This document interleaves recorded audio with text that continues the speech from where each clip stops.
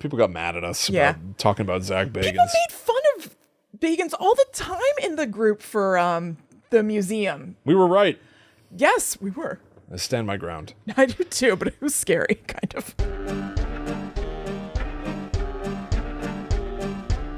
Hello, welcome to Guides the Unknown. I'm Kristen. And I'm her little brother, William. And this week we are going to talk about the Eastern State Penitentiary, a very scary jail found in Philadelphia, Pennsylvania. And a very famous one. Yes. This is like a fairly notorious haunted location. Yeah. It's got a dark history, and it's got a really, quite frankly, a pretty awesome looking Halloween event.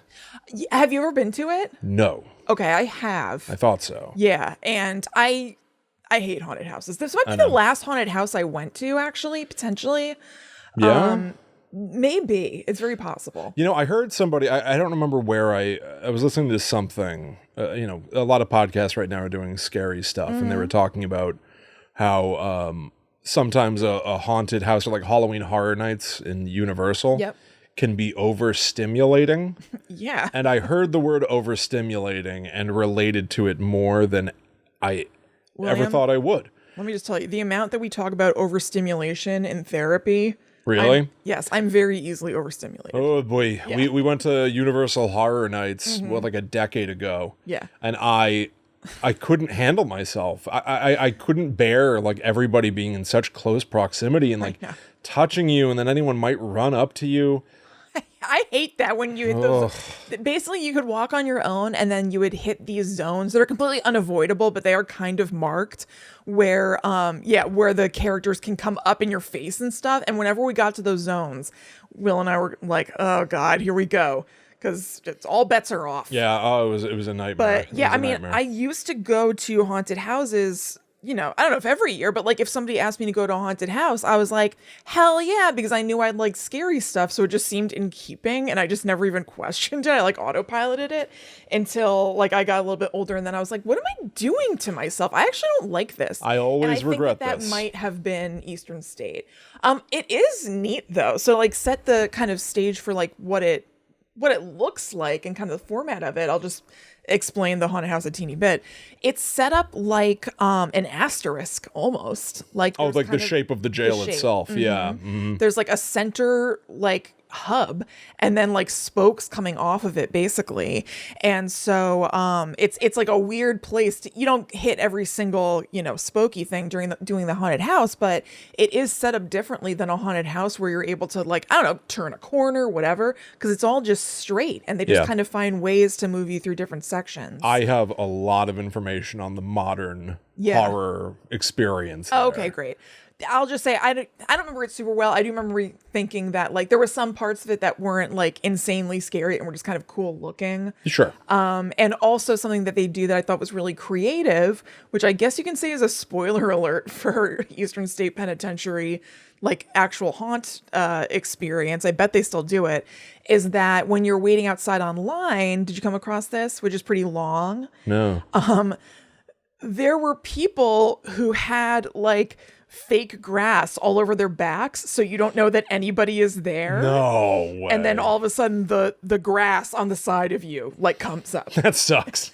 That sucks. No, it was pretty cool. I guess I was far enough away that it wasn't like, I don't think I got by that. I remember seeing it though and being like, whoa, I've never thought of or seen anything like that. Yeah, it's literally like guerrilla warfare or something. Yes. Yeah, because they're basically in like camouflage and they had wearing a ghillie suit laid out on the ground.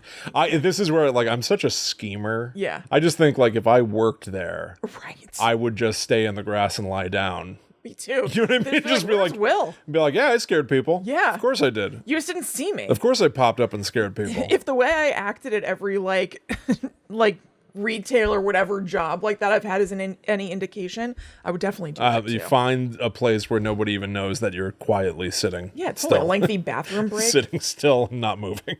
As little as possible at all times, pretty much. So how do you want to do this? Should I go first? I want to hear the history. Okay. I want to hear the real life stuff. Okay.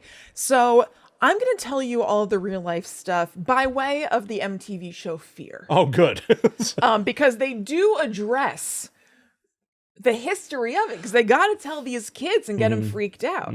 So I decided to just go into that for my information. It sounds to me like you found the take a long bathroom break version of doing this show. If I may be so bold as to observe what you've done. William, if it's all spelled out for you within Fear, am I going to go clicking around elsewhere? It seems like there's no need. Why bother reading up about it online at all if they're going to say a little bit on MTV's Fear that's just as good? Why should I wash my feet when they're in the soapy water? That's correct. Right. That's exactly. You know what? Yeah. I respect it. Thank you. So, in case anybody doesn't know what MTV Fear is, this was a reality show in like 2001 to 2003, I believe, where they had a team of 6 people go to different locations and investigate them. And basically everybody on the team who was left at the end of 2 days, it's always a 2-night extravaganza, gets to split a big pot of money. People leave? Yes. They'll be like, I'm out. This is too scary. I don't want to do any of this stuff. Because there are dares that you have to do. Oh, they're like challenges. And the dares suck. Well, that's not that surprising that they would suck. No, it's not. But I can understand why some people would be like, I'm out. Because even if so like with the dares, there's a format to doing these things. So it's like, it's 6 people. And you'll do these different things in teams of 3. So one person stays behind to be the navigator, but they're going to get theirs later, obviously. And then there's kind of like the main person and the safety in case the main person is like, I can't do this, basically. Okay, all right. So yeah, it happened where the main person was like, I cannot. And then the safety steps in and they leave. Wow. I think I forgot that that's the format. I guess I just thought that it was people go into a spooky place at night, right? And madness ensues, and maybe somebody is dressed like a monster in there or something. But there's like a game show, here. It's like you got to do a fear factor thing while you're in there. Okay, all right. Yep. If you want to hear more about it, we talked about Fear in episode 76. Oh yes. Well, I did it. Of course I remember. It was, of course, classic episode Gray Aliens and MTV's Fear. When we used to do sensible, yeah, understandably diverse episodes all in one. Right. So I covered it, and I had found an article that was it was like an oral history of Fear that was about a lot of behind the scenes stuff. I remember that, yeah. It was very cool. So I recommend checking that out just because it was neat. But for this, I watched just the Eastern State Penitentiary episode and did nothing else. Well done. Thank you. So the episode opens, and on screen, we will have 6 people who have been sent to a place they've never been to before to determine if it is haunted. They record their own experience. There is no crew. They are alone.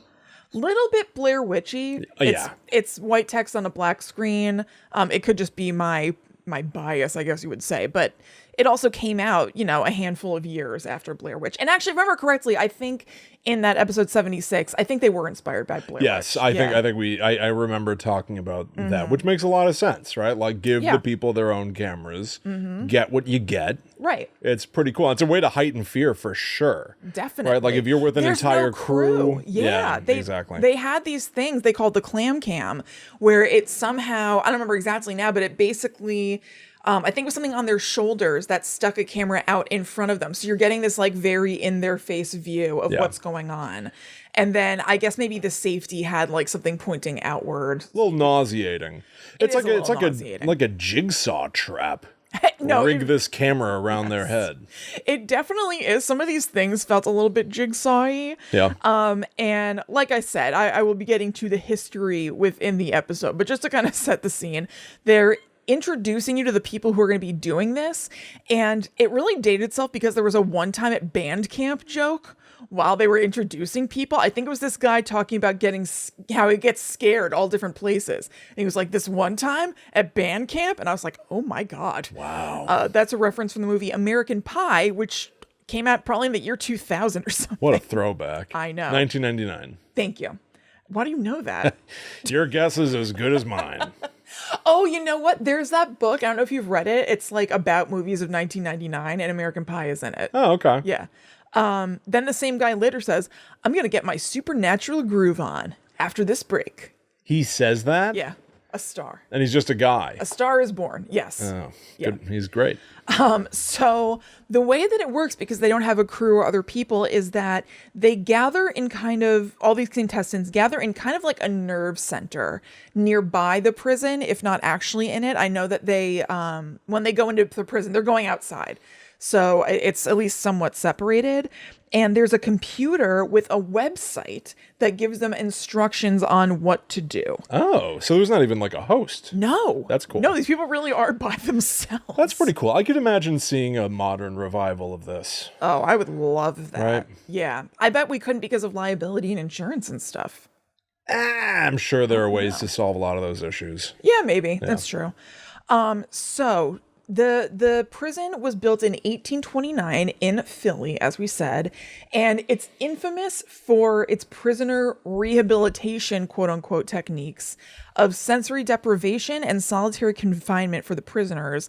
And unsurprisingly, that led to extreme mental health crises and tons of suicides. Yeah. So it was just like very cruel and unusual. It was almost like an experiment. Like they were like trying something new, because that format of prison that we described before, that kind of like asterisk format, is not usual by any stretch. They wanted to isolate people from each other as much as they possibly could. So think about it, if some of those spokes are kind of like diagonal from each other, you're not even like hearing those prisoners. No. You're hearing people, I guess, who are like next to you on the row, but everyone is in solitary. It's torment. It's inhumane. If I remember, obviously some of the people in there did horrific things, but just theoretically, on a high level view, it's not right. Well, it's the kind of thing that it raises the question of like, what is the point of prison a little bit, right? Like, one is obviously, could it be rehabilitation? Or is it dangling the threat of punishment for people who might commit crimes?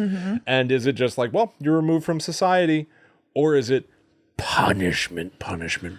I think at this place, from what I understand, it's the last two. It's like you're removed from society, and punishment with kind of a thin veneer of rehabilitation, because apparently like some of the kind of torturous methods they used, they say were ways that were going to train them essentially to be better. If we isolate you, right, and you're, we censor, like, think about what you did. Yeah, and we deprive you of all contact with other people, you will attain, a higher state of being.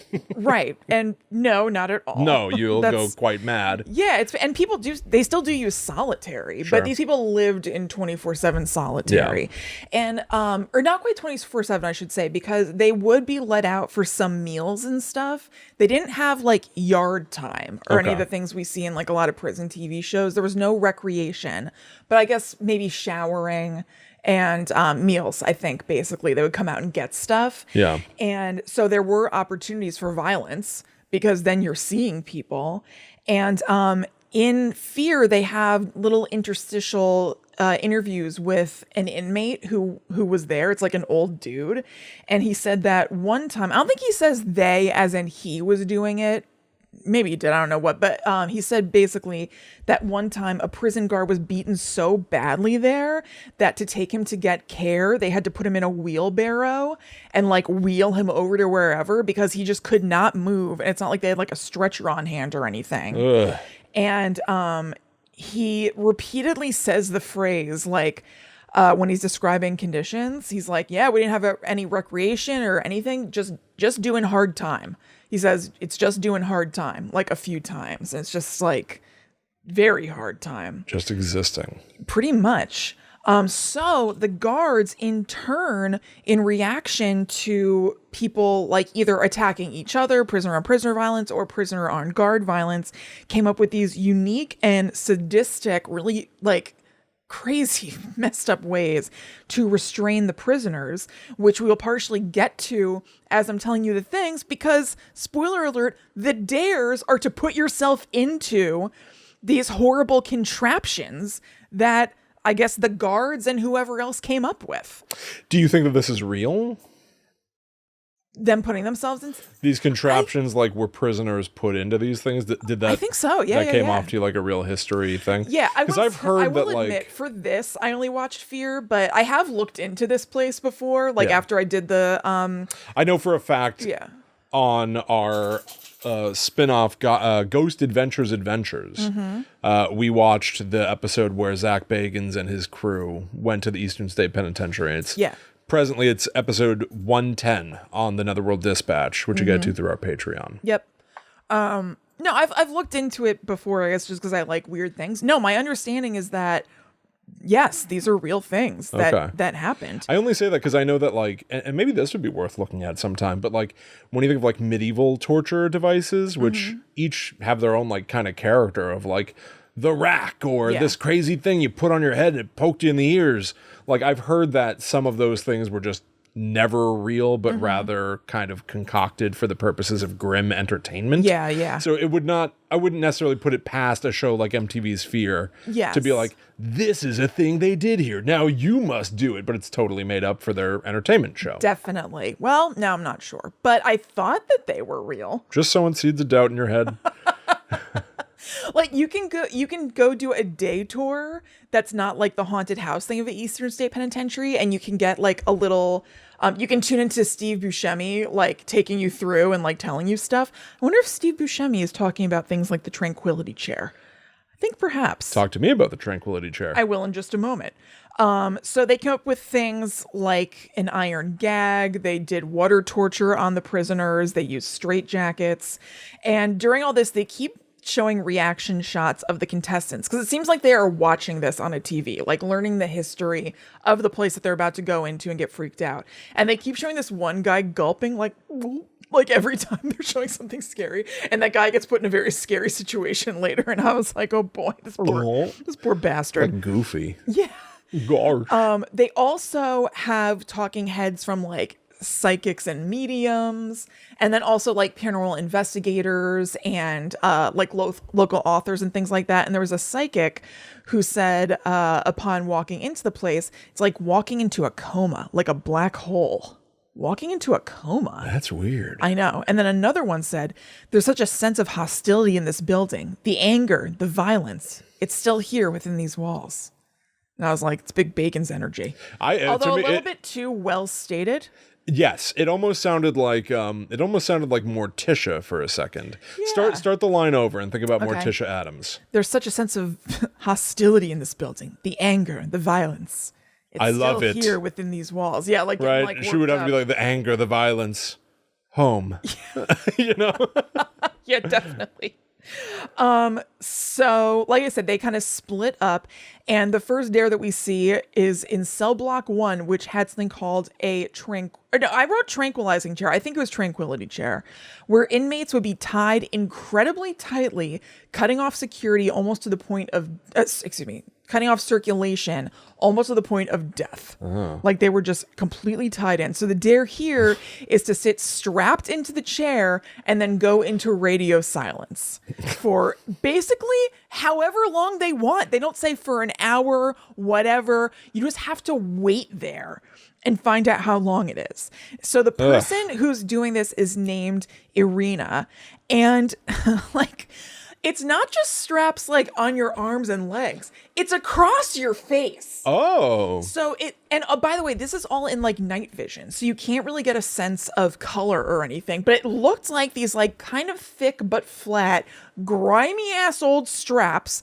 And her safety, her backup person, is the one who tied her in and didn't tie her very tightly around the face, but she has just this stuff in front of her face. It probably smelled so bad.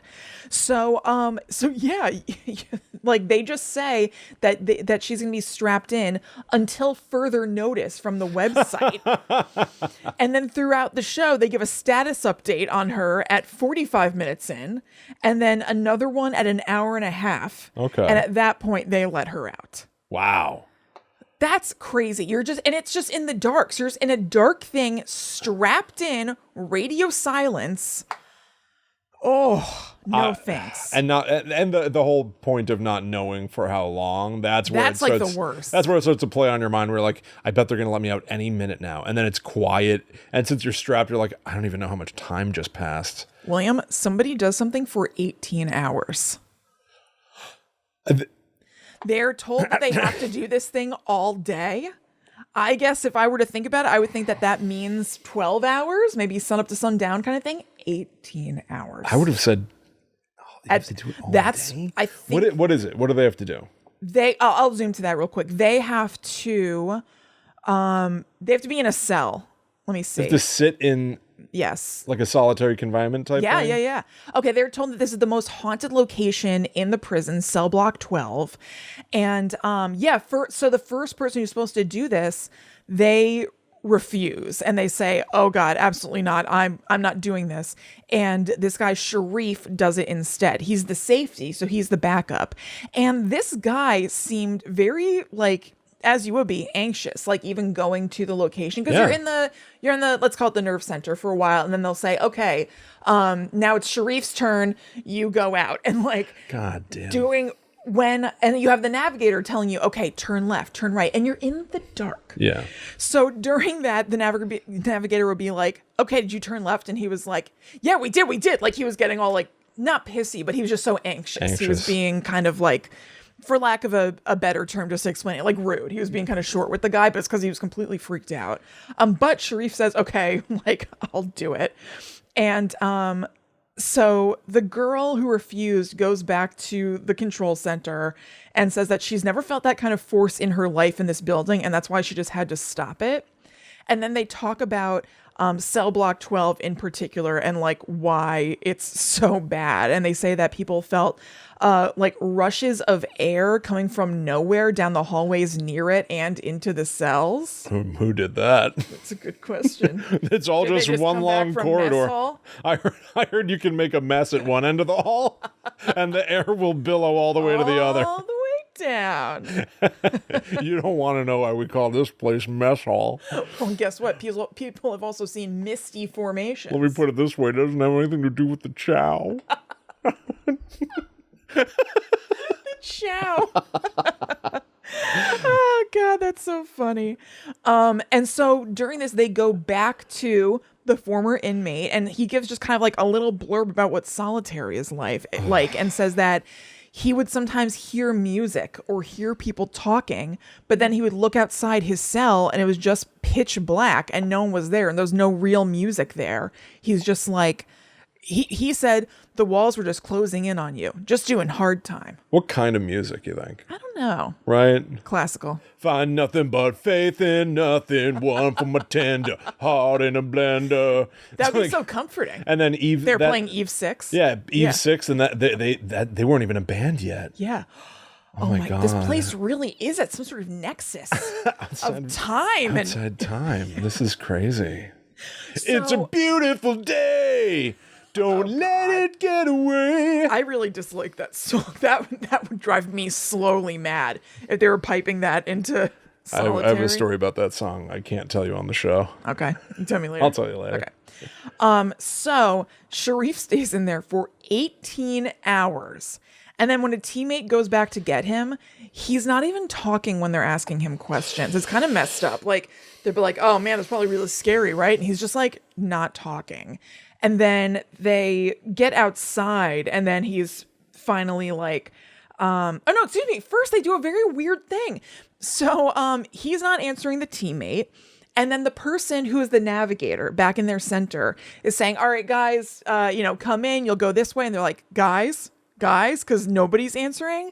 And then MTV cuts to a bunch of clips of the security cameras, the overhead that catch them doing things, of just the totally empty building. Yeah. So it's Sharif and teammate guy have completely disappeared. Oh. And I was like, ooh, what kind of yarn are they weaving here? And they completely abandon it. They do nothing with it. They come back from commercial and they just show the two guys walking outside the building to get back to the control center. That's just cheap post-production tactic to make sure people stick around after the commercial. 100%. That's it. It's shocking to me that you wouldn't even... It's that bald, yeah. Just button it up with something. Have them be like, "Sorry, I was in the John." Yeah. You gotta have some explanation, otherwise it just feels really grubby. Yeah, I was very surprised. And finally, when they get outside, Sharif is Man, I entered that room as a regular person and I came out as a believer. There's definitely something going on in there. Like, none of this is my deal, but that was so, so weird. So do you think he was not talking when he was in there because he was sort of wigging out? Yeah, I think he was kind of like processing being out again after 18 hours. Yeah. That's a really long time. That is really crazy. I think he just was like readjusting to maybe being with somebody and just, I don't know, activity all of a sudden, you know, and just kind of gathering your bearings. Because I don't think they were walking forever with him silent. It was probably just a few minutes. Like Eastern State is, you know, it's abandoned, sort of, right? I mean, like they only, it's not an active prison anymore. And it's like crumbling and stuff. So like, you know, to what extent do you feel comfortable just because you're doing a show there? Like, do you really believe that MTV's Fear ran every possible safety check on stuff? Like, I still wouldn't be totally comfortable going in here. There's no way that they've got this entire place on lockdown enough that it's like, we know that none of the walls will crumble around you if you lean on them the wrong way. Absolutely not, especially from reading that oral history that's in, again, episode 76. It was extremely unsafe and unregulated. Like, this was a really weird show. Yeah. Yeah, it's freaky deaky. And 18 hours is like, it's almost obscene. Like, that is a crazy thing. I was pretty shocked. That's a crazy thing to put somebody through. Unless it's not true. Of course. I know, I thought that too. But I don't know. I think it is. I don't know. There are just so many other people there and everything. Yeah. Like, it seems... I don't know. I think it is. Yeah. Okay.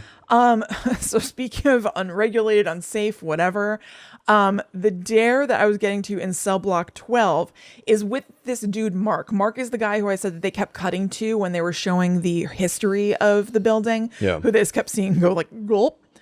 Okay. They have him put on the iron gag, which it's explained was used if a prisoner mouthed off. So it was almost like washing your mouth out with soap in a way. You know what I mean? It's like specific to, it's a punishment that they made to fit the crime. So if like a prisoner was like being an asshole or something, like verbally, they did the iron gag. Hey, warden, a sphincter says what? All right, enough with you. To the iron gag room. So an iron bit, of course, went in their mouth, and then there were these straps attached to it that went around to tie your hands in the back, upward behind your back. And if you squirmed and wiggled, those pulled on the bit in your mouth, making it even more uncomfortable. Weird. And this guy has to put it on and put it in his mouth.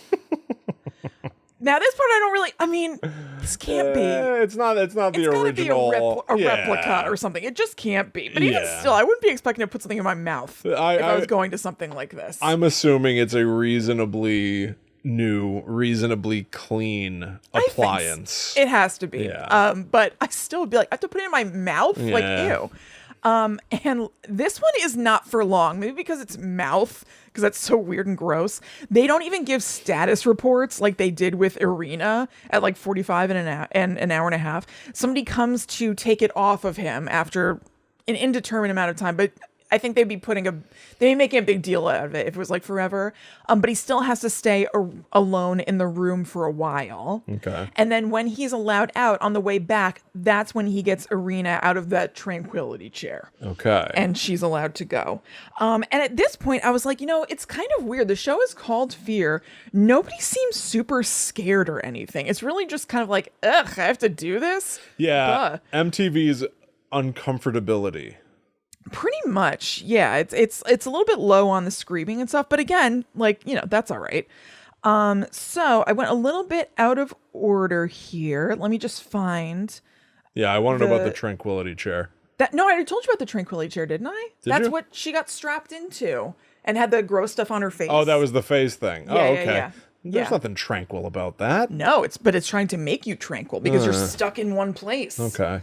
It's really messed up. So, okay, another dare, which is fun. And it's another thing that the first one who's supposed to do it, ditched out on, is to go to a cell block and try to use auto writing to contact the spirits there.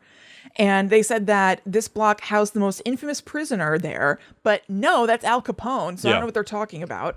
This is just a random dude who, if anybody messed with him, he would cut their throat.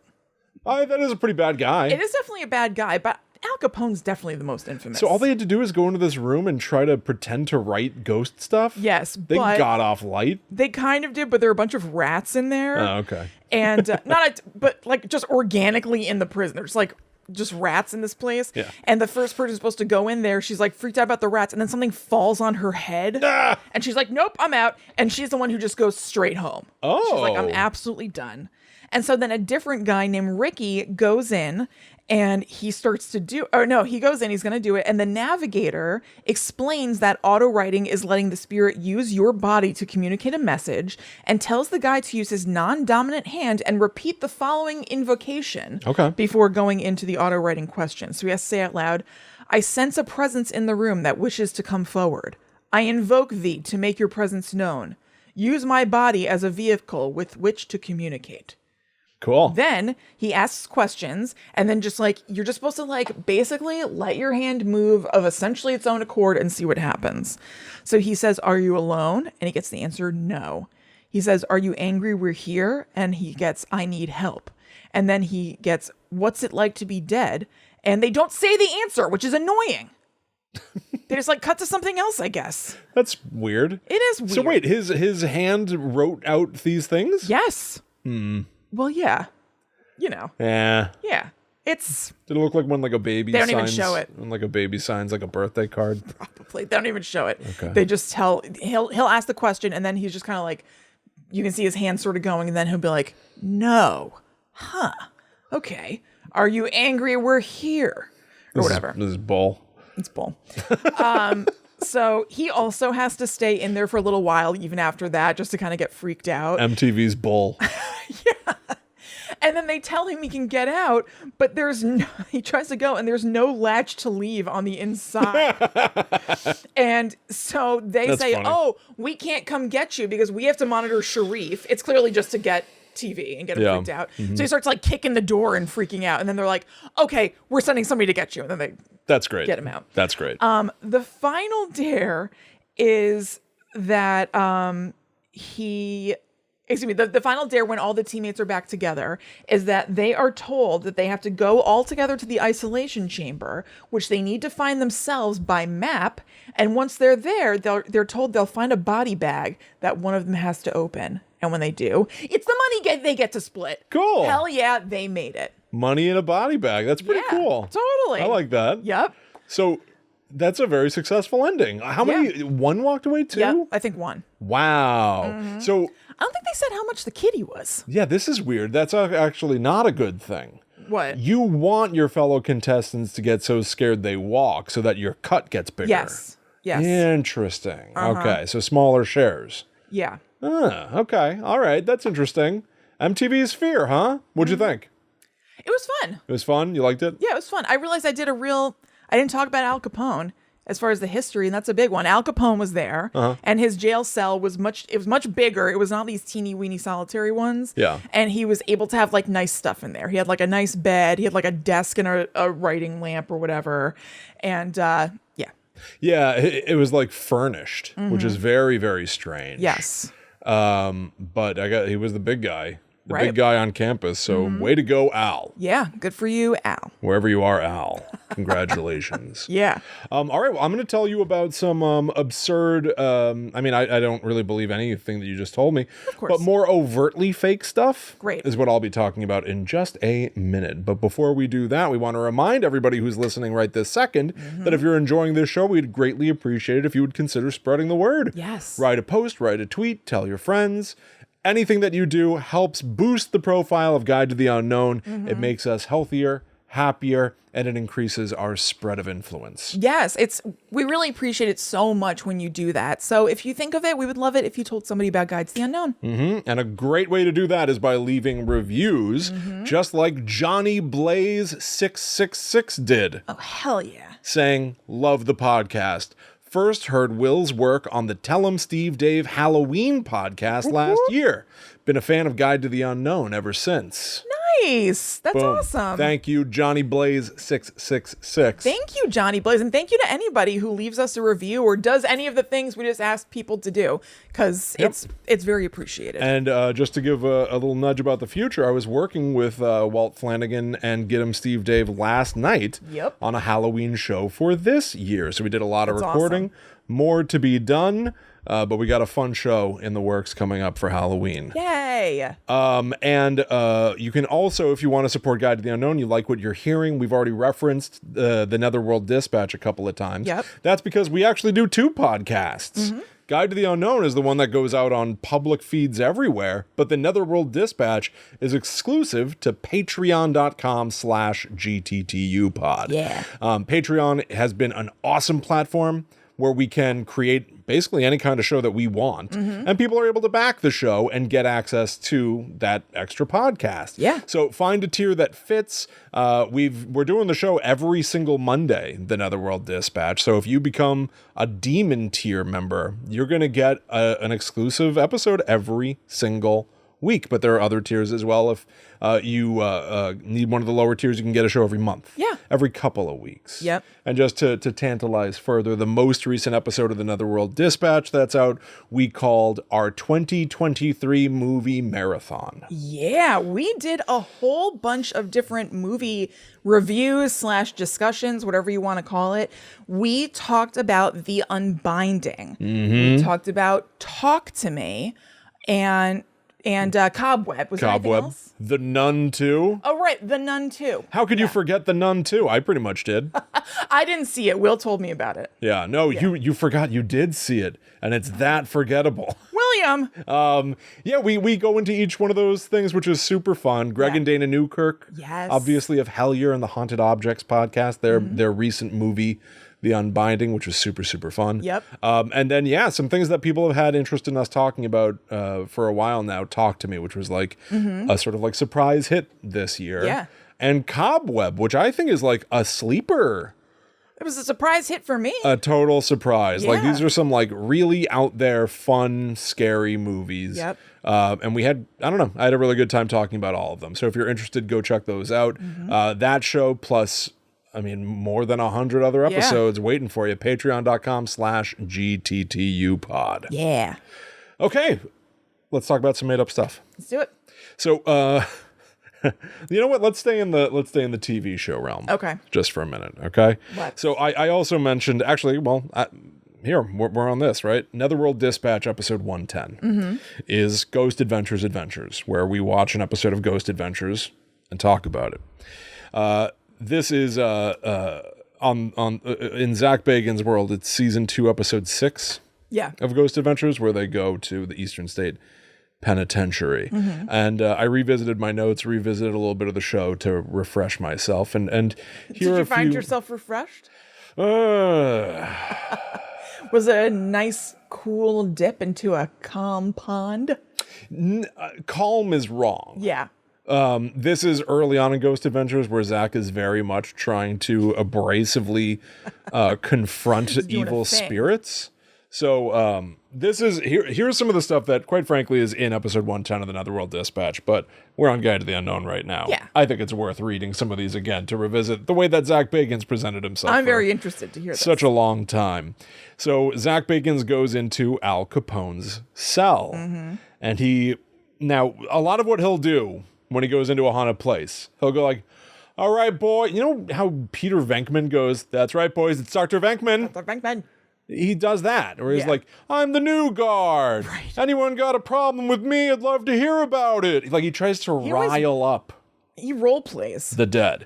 So he goes into Al Capone's cell and goes, "All right, Alfonso. Whew. I'm taunting Al Capone." I'm glad you're doing this. I don't remember this at all. Has an out-of-body experience for a moment. He's like, "Yeah, I just did that." Like that kind of energy. I'm taunting Al Capone. What am I, nuts? How nasty would a spirit be to taunt a tough guy like you? So nasty. And then he hears a sound. He hears some sound somewhere of an unexplained source. He goes, "Is that all you can do? Just make some stupid little noises? Because that's not going to make me scream like a little girl. I'm not going anywhere." And I picture him like laying back on Al Capone's bed with his hands behind his head. Sounds like it was comfy enough. I guess. Comfy enough for Probably Al. had a Tempur-Pedic. Yep. Maybe And a then sleep number. there are plenty of jokes about taking Zach's little stoolie Aaron, who seems very nice. I know. I love He's just Aaron. his persona on the show is as Yes. the little boy who's friends with Zach almost. It is, definitely. And they hear about a guard who was attacked in a shower, I think. Oh, God. I remember this now. Yeah. And Zach's like, all right, Aaron, I think I know where you're going. Like, good luck in the just shower. Sort of like at the mercy of Zach's whims. I believe when we did PhenomenaCon, which is Greg and Dana Newkirk's online con, basically a couple of years ago. Yeah. I referred to Aaron as like a Renfield. Yeah. Mm-hmm. Yeah. Mm-hmm. Which makes... And then people got mad that we people were being too mean. People got mad at us Yeah. about talking about Zach Bagans. People made fun of Bagans all the time in the group for the museum. We were right. Yes, we were. I stand my ground. I do too, but it was scary, kind of. But so he basically makes like a bunch of like, don't drop the soap type jokes to Yeah. Aaron, which is weird. It's so weird. Because also when you're grounding this in like there were real people here, you know what I mean? Like, and they're ghosts now, sort of Yeah. thing. I don't know. It's not a cool joke. No. Is basically what I'm saying. No, Yeah. it's played I would out. say it's also it's just so tired. How many times have you heard don't drop the soap? Whoever said that the first time should be getting residuals You're absolutely off of everyone using this joke. Yes. You know? Yes. They should be like a king. Yes. But so at some point, Zach, he goes yelling out just into the halls. He goes, I unlocked all your cells. You know what that means, right? Time to come out and beat up the new guard. Well, who's the new guard? Probably the guy who's carrying this. And I think he's got like a ring of keys or something like that. And nothing happens. Of course it does. No phantoms come out to jump him. And no evidence is discovered of any shape or form. You know, if something did happen, you could knock me over with a feather. Yeah. He continues because it never stops. Yes. I'll tell you what I'm going to do. I'm the guard. See that? You can come on out. I want the strongest guy in here. You can have bragging rights because I'm the new guard. Keeps saying it. Keeps hitting that note. Are you looking at me? It also sounds like he framed it like he's doing something new. He's like, you know what we're going to do here? And it's like the same thing you've been doing. Same thing you do every single week, Mr. Bagans. You looking at me? Do you have a shank? Here's my neck. Do it. He puts his neck out. Anybody looking at me in here? He like peeks into a room. It's like I know I've hit this note a million times, but like every time I read this, it comes back fresh. It's like there's never been a safer environment to pick a fight than in an empty room. Yeah, completely. And I've hit this note. Yeah. A guy who's like, oh, here's my neck, shank me, is extremely confident that he's not going to get shanked. Yes, that is somebody who does not believe in ghosts. No. Who's like, here's my neck exposed. No. That's it's insane. And then the whole thing ends. I actually do think he believes in ghosts. I don't think he thinks that they're going to do something physical like that. Good point. All right, fine. I'll give him that at best. I think he does. Yes, at best. But I don't think he thinks that there is any danger of him being physically shanked in the neck. So the whole thing is like, guy, what a show. What a show. What a showman. I know. We got to do a Ghost This Adventures is the adventure greatest soon. show. Yeah. It is. The whole thing ends with a whimper. Because they stay overnight, and then when the sun comes up, Zach has to say his like Jerry Springer's final thoughts to like bring it all full circle. Yeah. But he said, he goes, all right, guys, let's not commit any crimes to get locked down in prison for a little while. And they walk off into the sunrise. It's like it's amazing. The roll credits, millionaire. How does this get like edited? It's so crazy. Every time, anytime we watch Ghost Adventures, I'm like never not amazed at his voiceover with like mixed metaphors or mixed tenses. Yes. Like it's just nuts. It's a mess. Yeah. So, couple that with a different show who went to the Eastern State Penitentiary, BuzzFeed Unsolved. Oh, nice. right? Yeah. So this is, if anybody's not familiar, they take a believer and a skeptic. That's Ryan and Shane, who go to different haunted locations. And Ryan essentially seems like he believes just about everything. Yeah. Shane seems like he doesn't believe anything. And so the needle doesn't really move one way or the other necessarily. But it's interesting. A standout scene And they're that funny. they're fun. Yes, and they're Yeah. very funny. It's Yeah, like it's fun. It's very. It reminds me of us a little bit because Yeah. it's sort of just like having a good time Yep. with spooky stuff. It's like us on location. Yeah. So the one scene that I thought was really worth talking about is a moment where they use a spirit box. And this is something that we've toyed with a little bit on shows here and there, where it's literally, it sweeps radio stations, and it supposedly occasionally, like, different stations will line up and you'll hear a word. Right. Right. So you might stand in a room while this thing's going like, feet, oh, Talk And about you being go- overstimulated, by the way. yeah. That is brutal. It's just a constant radio static. And they go, is there anyone here with us? And you might hear like, yep. Yep. You're really good at that. Food. And it's like, I heard yep. Yeah. I'm like, well, but you also heard a lot of other stuff too. Right. And it was just an interesting moment where Ryan thinks he hears all these things. And then Shane is going like, who figured this out? Like, who figured out that sweeping radio station? Like, who determined that this is ghost doing this? Right. And like, they end up. Isn't it like Frank, not Gorshin, Frank something? Not Gorshin. There's He was something the called Riddler on Batman 1966. I know. It's something Frank that ends with an AN or an IN, I think. But no, he made something called a Frank's box, which is kind of like the original spirit box. And there are a very limited number of them out in the world. And again, I don't know why we're talking about them so much. But anyway, Greg and Dana Newkirk have one of the original ones. You just. I just can't. You're help enamored. myself. Yeah, I'm very taken. Yes. Yeah. But so they're standing in the middle of the Eastern State Penitentiary. It's dark. They can't see anything. And the conversation they're having is about how trustworthy this kind of equipment is and what does it really mean. And I thought that was like, it was a more honest depiction of people trying out ghost hunting and really talking about what it's like to be doing it. Yeah. And questioning the kind of evidence that they're supposedly getting. And so for that reason, I just thought it was, cool. far more trustworthy than Zach Bagans. Yeah. I would Now, think. I did look up places. I wanted to see like an Eastern State Penitentiary movie. And I feel like there's probably something out there. Yeah. But more than that, I found things that were filmed at Eastern State Penitentiary. Oh, okay. And that's why I'm going to talk to you for a second about Tina Turner. I did not expect that, but great. Neither did I. Happy to hear it. I have some interesting information for you. So, What did Tina do? Tina Turner shot a music video for her song One of the Living at Eastern State Penitentiary. Now, for the most part, she's just there. But something interesting happens. She's like in like the rubble of like a prison. Pantsless, I would imagine. I believe so. She was always showing her games off. That's right. With good reason. It's for the soundtrack for the movie Mad Max Beyond the Thunderdome. Okay. Which was surprising. So it's intercut with footage of Mel Gibson. Isn't she like in that? I think so. Yeah. Yeah, I've never seen it. I haven't either. But then someone else appears. A big buff guy with I'm gonna say like soaked in sweat or gleaming with oil. Okay. Playing the saxophone. Oh. Yes, it's the buff guy from the beginning of The Lost Boys. Do you know what I'm talking I don't remember. about? I've only seen Lost Boys once. He's notorious. I guarantee you listeners out there being like, that guy. Okay. He is like an icon. He's this huge like bodybuilder guy just wailing on a sax. Like, I think that thing started out as a piccolo, but when he was blowing into it, it got all distended and became a saxophone. Yeah, right. Just the force. So I did a little research on the guy because I was like, is this the guy from The Lost Boys? So listen to this bit of trivia. His name is Tom Capello, Okay. the saxophone player. In 2021, Tim Capello.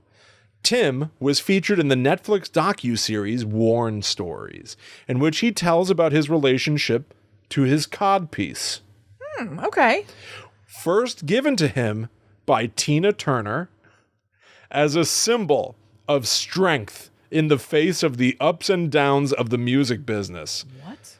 And the saxophone's regard, or lack thereof, in popular music. What? Tina Turner, he like worked with her, I guess, a lot, and then think that's did a The long Lost walk. Boys and became an icon. Yeah. And Tina Turner gifted him with, I suppose, some sort of like a golden codpiece. And this was a fabled codpiece. Was this all jokey, do you know? I have no idea. Like, was the tone of this almost like, Nicolas Cage talking about swear words or whatever? That's a great question. And was Tina also joking? No way to know. It's a codpiece that's a symbol of the strength in the face of the ups and downs I wouldn't say of it's the the music face. business. It's not the face. Yeah. It's the groin. What? Anyway, so Tina Turner did a music video. Cool. That's all that was until I saw the word codpiece. Fine by me. And then I had stars in my eyes for a moment. Did we talk about Tina Turner on the show last week? I can't remember if this was actually on the show or if you and I were just talking about it, about how I saw a clip of Tina Turner coming out for Oprah's birthday. It was some big birthday, and it was presented like, oh, yes, Oprah's favorite artist, Tina Turner. And then Oprah didn't know the words to the song playing. Yeah. So it was just her like, meh, Yeah. meh, like Yeah, that rings a bell. Wayne. All right. Garth in Wayne's World. 12 Monkeys was filmed there. Oh, okay. Brad Pitt, Bruce Willis. I've never seen it. It looks unpleasant. A movie called Animal Factory, Okay. directed by Steve Buscemi. Oh. Now, you mentioned Steve Buscemi because he does the voice of the audio guided tour. Well, he directed a movie, which, according to Wikipedia, Animal Factory relied heavily on Eastern State in its portrayal of a prison in a state of advanced decaying. But then I found by looking at information about Animal Factory, it was filmed in a completely different place. Interesting. So it gets thin until you reread what I just said to you. Animal Factory relied heavily on Eastern State in its portrayal of a prison. Okay. So it's just inspired by. That's the flimsiest thing I've ever heard. Yeah. They must have filmed. There must be like an exterior shot or something. Maybe. Yeah. Now talk about. I wonder what came first, the chicken or the egg, with Steve Buscemi. Yeah, you're right. I don't know. Did he love it, and so he made a movie there, and then right? I don't know. Or whatever. Yeah. And then Transformers: Revenge of the Fallen from 2008. Having been distracted. This is from IMDb trivia or something. Okay. PhillyOnScreen.com. I lied. Great. Having been distracted from his college studies by otherworldly duties, Shia LaBeouf and Megan Fox's characters race across the river to take shelter in the crumbling Eastern State Penitentiary. That makes sense because when I worked in Princeton at a salon, Megan Fox and Shia LaBeouf were filming at Princeton University. Is that right? Yes, for Transformers. That's kind of neat. That's interesting. Yeah. It doesn't seem like a great place to take shelter is in a crumbling building. Yeah, no, it doesn't seem ideal, but... It's like already perforated. Yeah. You know? It's weird. Right. No, it is. All right, now I want to talk to you about Halloween nights at Eastern State Penitentiary. Yeah. I thought this is kind of neat because also it's literally happening right now as we're talking, and I knew that you had gone there. Yep. So here's what the experience is like today. Cool. All right. So you can get different days cost different amounts. It's nice and cheap if you want to go on a Yeah, Wednesday. I'm sure they're like peak hours. If you go on like a Tuesday, it's only going to cost you $40 to get in. Yeah. Easy peasy. Peak days, Friday, Saturday, you're looking at $60 to get in. Yeah. Okay? Or if you pony up another $30, $90 gets you the VIP treatment. Oh. Here's what the VIP treatment is. It's like people poking you. You don't pay extra to get the poke. I assure you. Extras. Admission to the speakeasy at Al Capone's cell. That's fun. This is a bar. Yeah. And the Bloodline Lounge, which is another bar. Oh, okay. 2 bars. Yeah. And you get a complimentary drink at each. So Al Capone's lounge is like 1920s style, like flappers. Yeah. And the Bloodline Lounge is like vampire themed. That's cool. Kind of neat. Yeah. Hope they got a mocktail there for me. They do. I saw mocktails. good. I know. Good. I thought that was pretty It's becoming responsible. more of a thing. It is. Yeah, It yeah, is.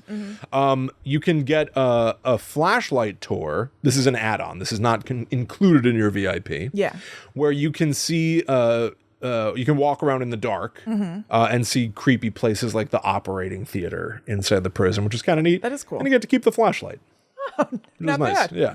I watched a promo on YouTube. So it's just like performers like getting up to the... I know. I don't know if you follow them on YouTube. Do you follow Attractions 360? I don't know. It's just somebody who goes to like all these different things and films them. And that's what it is. So it's like all Halloween horror nights and stuff. And it'll just be like, I don't know, somebody dressed like a scary baby being like... Get away from me, scary baby. I don't want this. I know. But mostly it was, I'll be honest, unremarkable. It's exactly what you think it is. Yeah. Except somebody had a line, and I think it was improvised. Ready? God.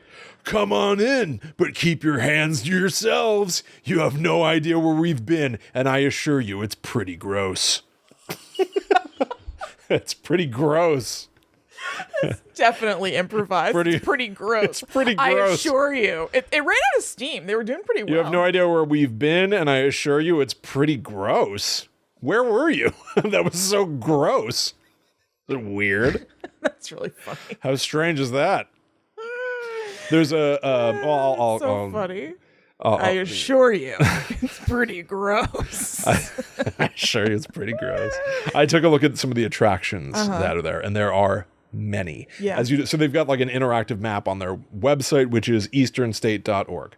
So it's the hub and spoke thing. So there's the center room and all the various hallways sort of jutting out from it. It almost seems like every single one of those hallways is its own completely encapsulated event or space. So there's a lot going on here. It was long. I counted if I remember right. 18 different types of experiences you can have if you go. We're not sponsored. I just think this is kind of neat, and some of them are amusing. Yeah.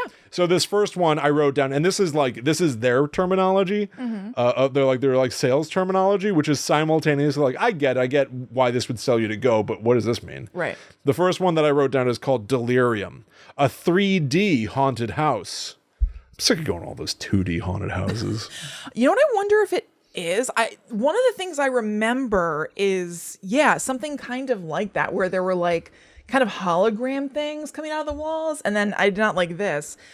You walk through one of those tubes that's like spinning around you. Oh, there's a hologram room like a then kaleidoscope room. That sounds like that. Maybe it is. Yeah. Yeah. So they say, take a mind-altering trip through a murky neon jungle where nothing It was very neon. Nothing is quite as it seems. I think it was that. Oh, and then this is what you said before with the ghillie suits. Menacing camouflaged creatures emerge from their hiding places as the world you thought you knew shrinks away. It's terrifying. Threatening. I bring back the world I thought I knew. Please, where is it? Yeah, bring me home. Where am I? It's like very violent language. Yes. The world you thought you knew. Like none of these are just phrases like, it's kind of cool and spooky.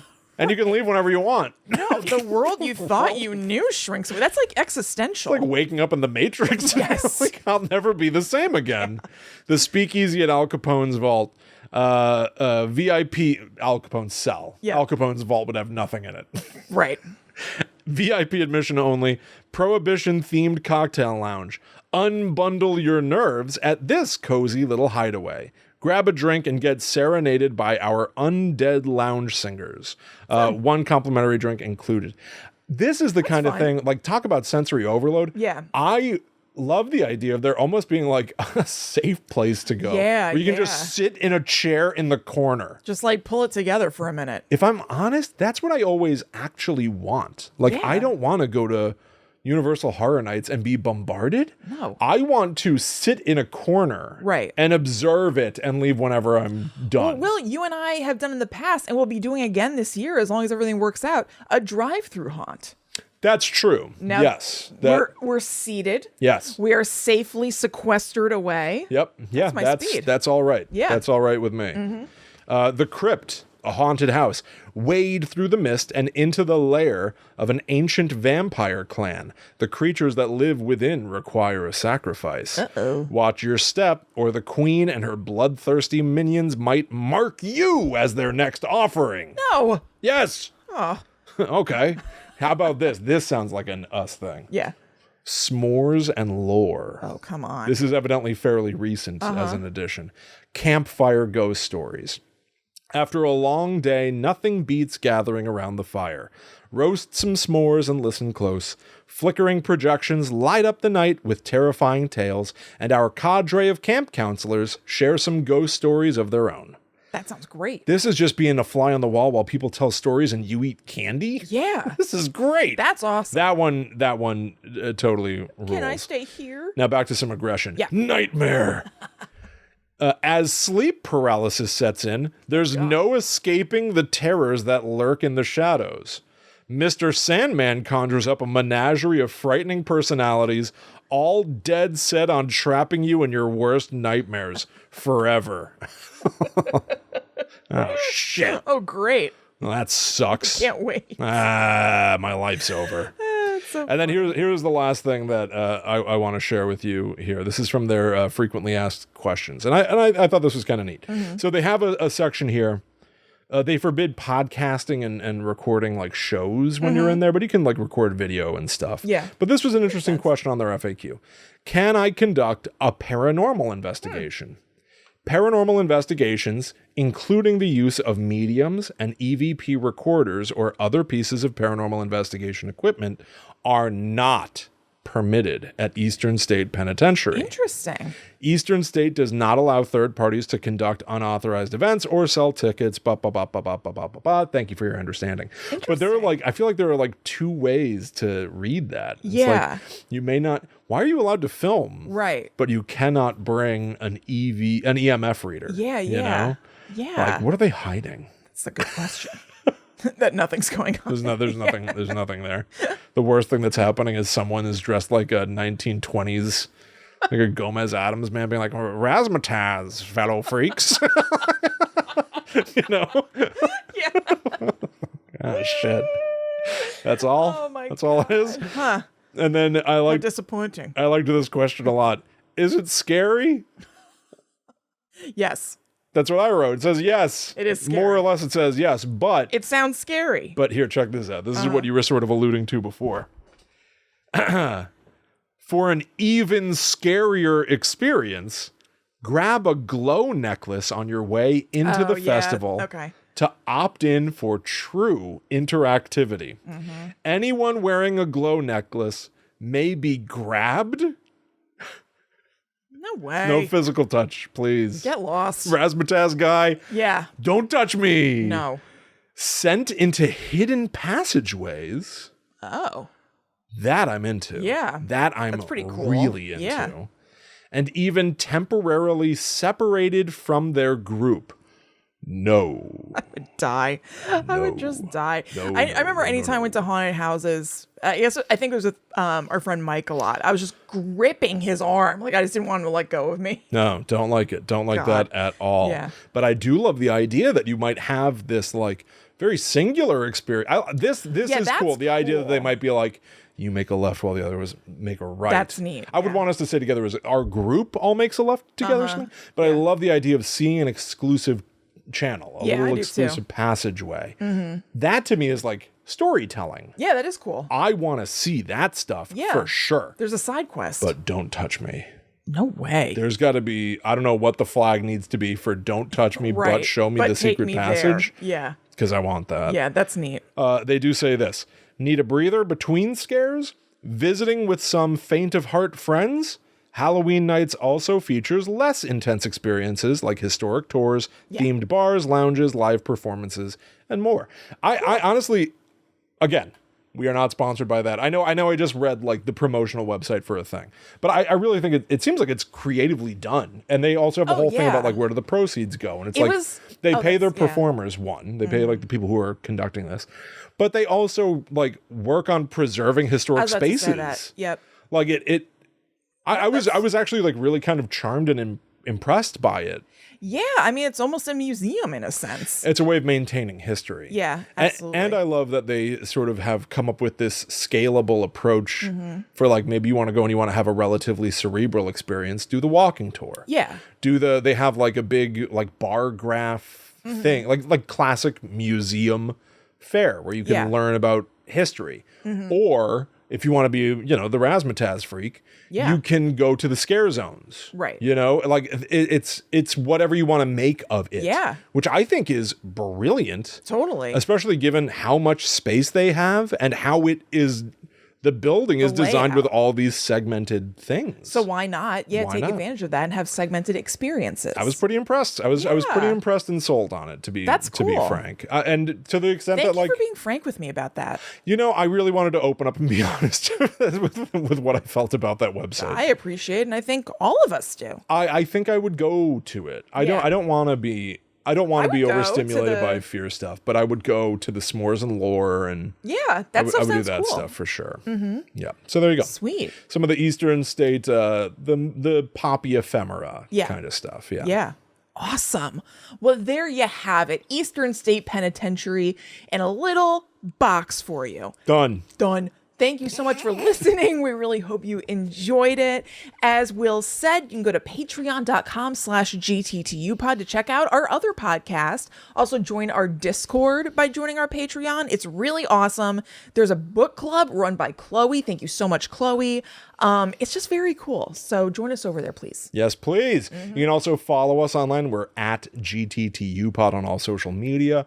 Follow us individually as well. Yep, I'm at Chillin' Kristen. I'm at The Myth Traveler. You can find links to everything else that we've got on our website. That's gttupod.com/links, and you can get to like our P.O. box. Yeah. Our merch, our Amazon store, whole world of Guide All to the the Unknown above. stuff. Poke around. Yeah. But more than anything, thank you so much for hanging out with us. Hope you had a good time. Yeah. We're entering into October. Fun, crazy stuff starts next week as we enter Game-tober. Game-tober. So go to our social media. You'll be able to see the Game-tober schedule so Yep. that you can watch along with us for all these game-themed horror movies we'll be talking about all month. A whole month of death games. Yikes. And smack dab in the middle, basically, our Friday the 13th event, The Demon Drive.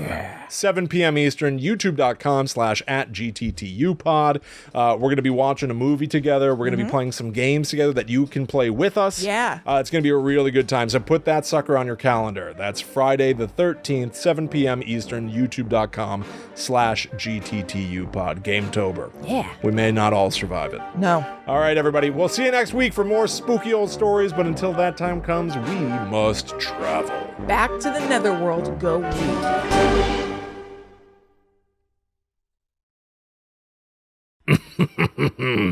I want to play a game. You sound like a ghost. And a jigsaw. Oh no. Oh no.